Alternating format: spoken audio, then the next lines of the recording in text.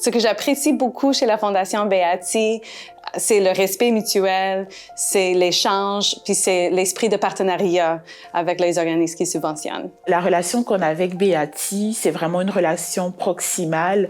C'est une relation bienveillante, on se sent soutenu, encouragé, on réfléchit ensemble et on avance ensemble. La Fondation Beati, elle a été là où aucun autre partenaire financier n'était à plusieurs étapes de notre histoire. Ça a été un des acteurs incontournables qui fait que le bâtiment 7 existe aujourd'hui.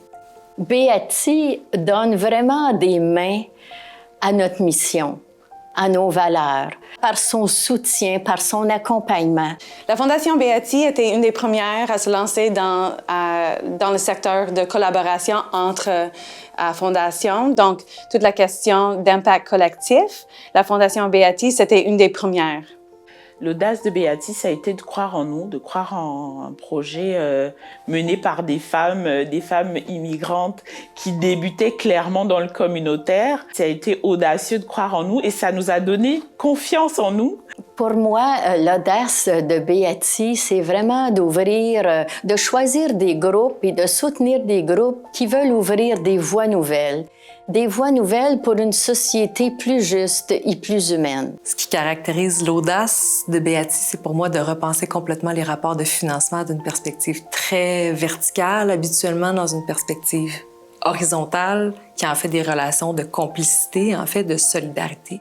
La Fondation Beati est intéressante pour nous dans les organisations communautaires parce qu'elle s'inscrit avec nous dans une perspective de transformation importante des structures et de la réalité néolibérale dans une perspective de justice sociale et du point de vue des personnes les plus appauvries de notre société.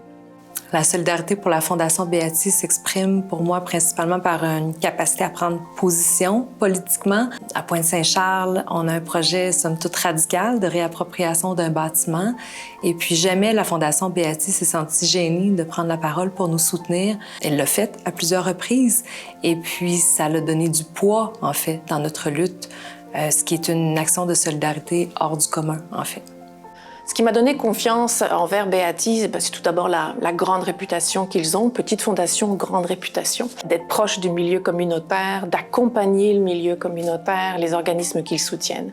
Je fais confiance à Beati parce que c'est vraiment un lien unique qu'on développe ensemble dans l'atteinte des objectifs. On sent qu'au travers des objectifs, de la planification, on travaille ensemble. On ne se sent pas du tout évalué, on se sent accompagné, on partage les défis, on partage les succès et on partage les échecs aussi. On est ensemble. Grâce à Beati, nous pouvons pérenniser notre mission et continuer à transmettre nos valeurs. Le mouvement qui incarne la Fondation Beati, c'est un mouvement de philanthropie solidaire. C'est de se questionner, se poser la question, est-ce que la philanthropie peut déclencher des changements profonds dans notre société? Beati, pour moi, c'est la transformation sociale sur le terrain, près des gens, près de là où les enjeux se passent. La Fondation Beati, pour moi, c'est un soutien véritable à des initiatives qui partent de la base et qui transforment le monde.